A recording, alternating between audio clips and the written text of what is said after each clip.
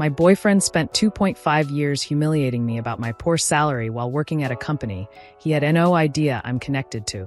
Wait until you hear what happened when I finally revealed the truth. So I've been with my boyfriend Matt for about 2.5 years now. We met at a coffee shop near the financial district. He was in his sharp suit.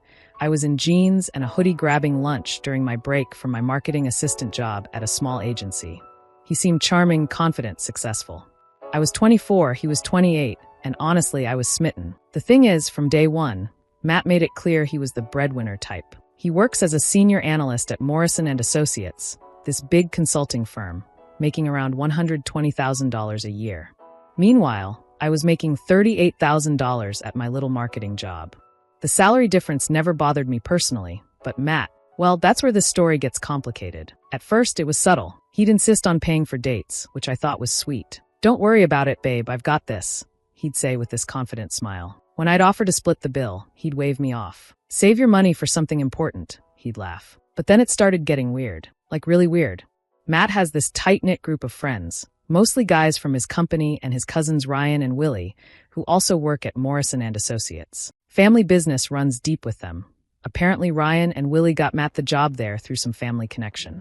Whenever we'd hang out with them, Matt would find ways to bring up our salary difference. "Maria's still figuring out her career path," he'd say, patting my shoulder condescendingly. "Not everyone can jump straight into the big leagues like us, right guys? Or worse. I keep telling her she should aim higher, but you know how it is with these creative types. They prioritize passion over paychecks." The air quotes, the fucking air quotes, still make me cringe. His cousins would laugh along. Ryan once said, "At least she's pretty, man. That's gotta count for something." Willie chimed in with, "Yeah, and Matt is basically her sugar daddy now." They all thought it was hilarious. I'd sit there smiling, but inside I was dying. This wasn't playful teasing between couples. This was systematic humiliation disguised as concern. The worst part, Matt genuinely seemed to think he was being supportive. After these group hangouts, he'd drive me home and say things like, "Don't let the guys get to you. I know you're trying your best. Not everyone can handle high-pressure careers like we do." We do, as if I wasn't even in the conversation. Here's where I need to give you guys some context that changes everything. But Matt doesn't know this. My last name is Lynn. Matt knows me as Maria Lynn, marketing assistant, struggling to make ends meet on my tiny salary. What Matt doesn't know is that my father is David Lynn, CEO and founder of Lynn Holdings. You might not recognize the name, but Lynn Holdings owns Morrison & Associates, along with about 15 other companies. My dad built this empire from nothing. He came to this country with $500 and an engineering degree, worked construction jobs while studying for his MBA at night, and slowly built what's now a multi-million-dollar consulting and investment firm. Morrison & Associates was one of his first acquisitions, about 8 years ago. So when Matt brags about his job, when Ryan and Willie talk about their family connections that got them hired, when they swagger around talking about how successful they are, they're literally employees of my family's company. Matt's paycheck has my father's signature on the corporate approval chain. But here's the thing. I chose to work outside the family business deliberately. Dad always said we kids needed to understand the real world before we could understand leadership. "Learn how other people live before you try to manage their lives," he'd say. So I took my marketing degree and got a job at a small agency, making my own way. The plan was always temporary. Get some real-world experience, understand what it's like to struggle a bit, then eventually transition into a leadership role in Dad's company. But I never told Matt any of this because, honestly, I wanted to see who he really was when he thought he had all the power. And boy, did I learn. The financial stuff got worse over time. Matt started insisting on paying for everything: groceries, dinner, even gas for my car. At first I protested, but he'd get this wounded look. "Maria, I make 3 times what you make. Let me take care of you. That's what boyfriends do." But then came the comments, always in front of other people. "Maria's trying to budget this month, so we're staying in," he'd announced to his friends, like I was some charity case he was managing. I told Maria she should apply for jobs at Morrison, but you need connections for those positions. "It's not really about what you know," he'd say, completely oblivious to the irony. The absolute worst was at his cousin Willie's birthday party last year. Matt had been drinking, and he got on this rant about supporting your woman, and how real men don't let their girlfriends struggle. Then he looked right at me and said, "Maria's lucky I don't mind dating down. Most guys my level wouldn't bother with someone still figuring out their career. Dating down." Those words hit me like a physical blow. His cousin Ryan laughed and said, "Dude, you're like her personal ATM." Willie added, "Hey, At least you know she's not with you for your money since she doesn't have any." The whole room erupted in laughter. I excused myself to the bathroom and cried for 20 minutes. Here's what really gets me. Every dollar Matt spent on me, I was tracking meticulously.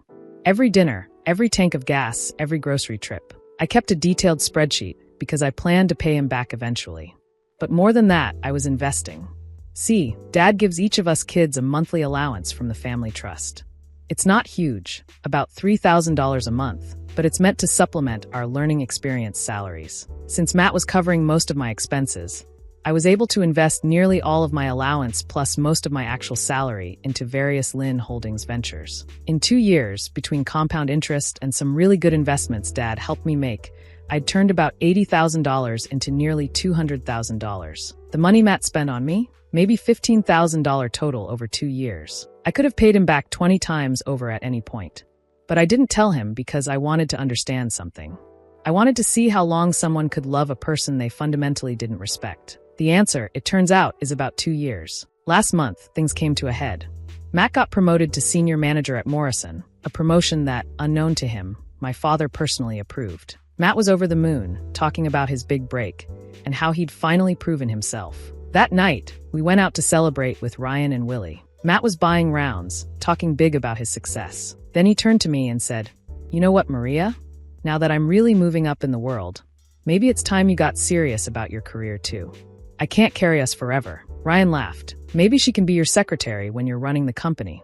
Willie chimed in. "Or maybe just focus on planning the wedding. That's a full-time job right there." The whole table cracked up. Matt grinned and said, "Hey, I'm just saying I've been patient, but at some point, you need to contribute more than good looks and moral support." I looked at this man I'd been with for over 2 years. This man who thought he was God's gift to corporate America, who had no idea he was literally an employee of my family's company, talking about me like I was some kind of burden he'd been graciously carrying. And I realized something. This wasn't about money or career success or any of that surface stuff. This was about respect. Matt didn't respect me as a person. He saw me as a project, a charity case, someone who should be grateful for his attention. That night, I made a decision. But I didn't say anything immediately. I started doing research first. I called my dad's head of HR and asked about Matt, Ryan, and Willie's employment records. Turns out, all 3 of them had pretty average performance reviews. Nothing spectacular. Matt's promotion was more about filling a position than rewarding exceptional work. I also started paying attention to how Matt talked about other people. His cleaning lady, who he always called the help, even though her name is Maria and she's been cleaning his apartment for 3 years. Waitstaff at restaurants, who he'd never make eye contact with. The barista at our regular coffee place, who he'd talk over while she was trying to explain the daily specials. This wasn't just about me. Matt looked down on anyone he perceived as beneath him. And in his mind, that included me. The final straw came 3 weeks ago. We were at his company's annual party. Yeah, the company my family owns, but whatever. I was in a simple black dress I'd bought on my marketing assistant salary, while Matt was in an $800 suit he'd bought to look the part of his new position. I was standing by the bar when I overheard Matt talking to some other managers. He didn't see me, but I could hear every word. "Yeah, Maria's sweet, but honestly, I'm starting to think about next steps," he was saying. "I'm at a different level now, you know? I need someone who can match my ambition, attend client dinners without embarrassing me. Maria's great for now, but long term? I don't know."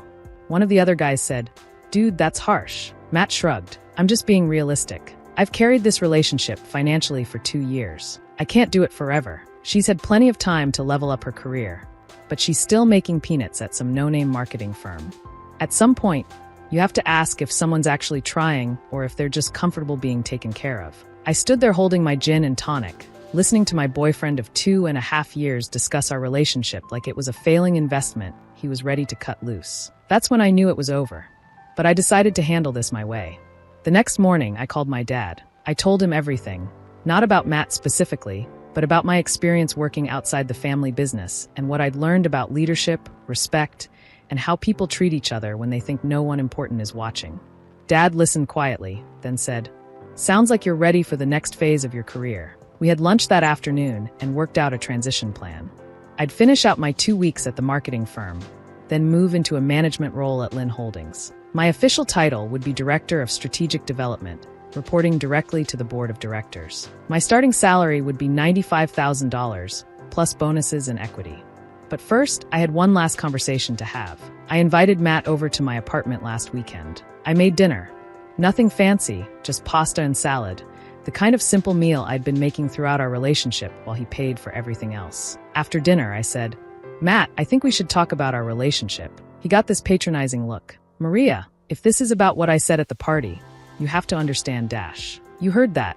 I interrupted. He looked embarrassed but not apologetic. "Look, I was just talking through some stuff with the guys. It wasn't personal." "It wasn't personal," I repeated. "Matt, you were discussing whether I'm good enough for you based on my salary." "That's not dash," he started, but I held up my hand. "Let me finish. You've spent 2 years making me feel small. In front of your friends, your family, even strangers. You've made jokes about dating down and being my sugar daddy, and how I should be grateful for your financial support." Matt shifted uncomfortably. "Maria, I never meant to make you feel bad. I was trying to help dash. By humiliating me?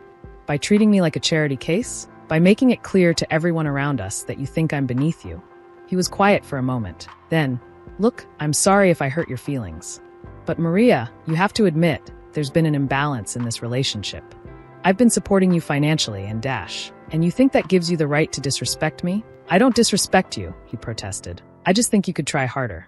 My cousins are always asking why you don't apply at Morrison, and honestly, I don't have a good answer. You're smart. You could do more if you wanted to." I looked at this man I'd once thought I might love, and felt nothing but sadness. Not for losing him, but for the time I'd wasted thinking he might eventually see me as an equal. "Matt," I said quietly, "what do you know about Morrison and Associates?" He looked confused. "What do you mean?" "It's where I work. It's a consulting firm, part of some bigger investment group." "Lynn Holdings," I said. "Yeah, that's right. Lynn Holdings. Why?" I went to my kit Lynn and came back with a folder I'd prepared. Inside were articles about my father, about Lynn Holdings, about Morrison and Associates acquisition. I set them on the coffee table between us. "My father is David Lynn," I said simply. Matt stared at the papers, then at me, then back at the papers. I watched his face go through about 15 different expressions in 10 seconds. "That's no," he said finally. "Your dad works in engineering. My father has an engineering degree. He founded Lynn Holdings 22 years ago. Lynn Holdings owns Morrison and Associates. Your paycheck, Ryan's paycheck, Willie's paycheck, they all come from my family's company." The silence stretched between us. Matt picked up one of the articles, a profile of my father from Forbes, and stared at the photo. "This whole time," he started, "this whole time, you've been bragging about your success to the daughter of your ultimate boss. You've been making jokes about my financial situation while working for my father's company. You've been talking about your connections and your big breaks without realizing that every promotion you've gotten had to be approved by my family." Matt put down the article. "Why didn't you tell me?" "Because I wanted to see who you really were when you thought you had all the power," I said. And I learned exactly that. He was quiet for a long time. Then, "So what happens now? Are you going to get me fired?" I almost laughed. Even now, he was thinking about himself, about his job, about his security. Not about how he'd treated me. Not about the relationship we'd built on a foundation of his perceived superiority. "Matt, I'm not going to get you fired. Your job performance will speak for itself. But we're done." "Maria, wait," he said, and I could see the wheels turning. If your family owns the company, then why were you working at that marketing place? Why were you letting me pay for everything?" "I was working there because I wanted to understand what real life looks like before I moved into a leadership position. And I let you pay for everything because I wanted to see how you'd treat someone you thought was financially dependent on you." The truth hit him visibly. "So you were testing me. I was learning about you. And unfortunately, what I learned is that you don't respect people you perceive as beneath you. Not just me. I've watched how you treat service workers, how you talk about people with different jobs, how you assume that salary equals worth as a human being." Matt sat there processing this. Finally, he said, "I could change. Now that you know what? That I have money? That my family has power?" "Matt, the problem isn't that you didn't know about my background. The problem is that you didn't respect me when you thought I was just a marketing assistant making $38,000 a year. The problem is that you think respect is something people have to earn through their bank account." I stood up. "I think you should go." He gathered his things slowly, clearly trying to think of something to say that would fix this. At the door, he turned back. "Maria, I do love you. I was trying to motivate you to do better. By humiliating me? By making me feel worthless? Matt, that's not love. That's control." He left, and I haven't heard from him since. But the story doesn't end there. Yesterday, I started my new job as Director of Strategic Development at Lynn Holdings. My office is on the same floor as the Morrison and Associates Liaison Department. From my window, I can see the Morrison building across the street. This morning, I got an email from Morrison's HR department. Apparently, Matt had submitted an application for another promotion, this one to department head. The application was routed to me for approval as part of the strategic development review process. I stared at that email for a long time. Matt had no idea that his career advancement was now literally in my hands. The irony was almost too perfect. But here's the thing, I'm not going to abuse this power the way Matt abused his perceived power over me. I forwarded the application to the appropriate department head with a note that I should be recused from any decisions involving Morrison employees due to a personal conflict of interest. Because that's what actual integrity looks like. I also sent an envelope to Matt's apartment yesterday. Inside was a check for $15,247.83, the exact amount he'd spent on me over our relationship, calculated from my meticulous spreadsheets with interest. The memo line read, "Payment in full. Thank you for the lesson in character." I know he got it because Ryan called me this afternoon. Apparently, Matt had told his cousins everything, and Ryan wanted to know if there were any hard feelings and whether their jobs were secure. I told Ryan what I told him when we were dating. Job performance speaks for itself. But I also told him something Matt never learned, that treating people with respect isn't contingent on their usefulness to you. The crazy thing is, I'm not angry anymore. I'm actually grateful. Matt taught me something invaluable about recognizing red flags, about the difference between support and condescension, about how power reveals character. He also taught me that I never want to be with someone who only respects me when they think I can benefit them. I'm 26 now, making $95,000 a year plus bonuses, working in a career I'm genuinely excited about, and I've learned more about leadership and character in the past 2 years than I probably would have learned in a decade of business school. And you know what the best part is? I learned it all while Matt was bragging about making $120,000 at my family's company. Some lessons are expensive, but some lessons are priceless. Update. A lot of people have been asking what happened with Ryan and Qley. Honestly, not much drama there. They're both decent at their jobs, and unlike Matt, they at least had the sense to apologize for their behavior once they learned the truth. Qley actually sent a really thoughtful email acknowledging that they'd been jerks and asking if there was anything he could do to make amends. I appreciated that. Ryan was more awkward about it, but he stopped by my office last week to say he'd talked to his girlfriend about the situation and realized he'd been kind of a dick about the whole thing. His words, not mine.